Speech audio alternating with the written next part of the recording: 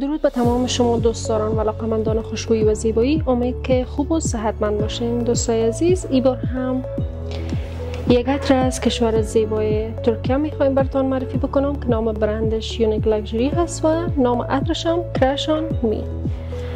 و این عطر یکی از جدیدترین عطرهای یونیک لکژری است که در سال 2021 روانه بازار شده و جایگاه ویژه‌ای را بین علاقه‌مندان خود پیدا کرده.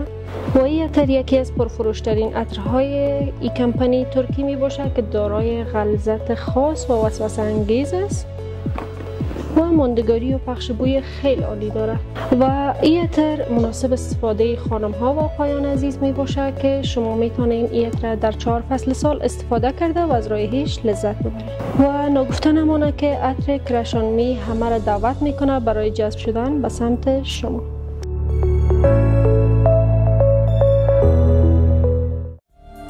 HB خوشبویی و زیبایی.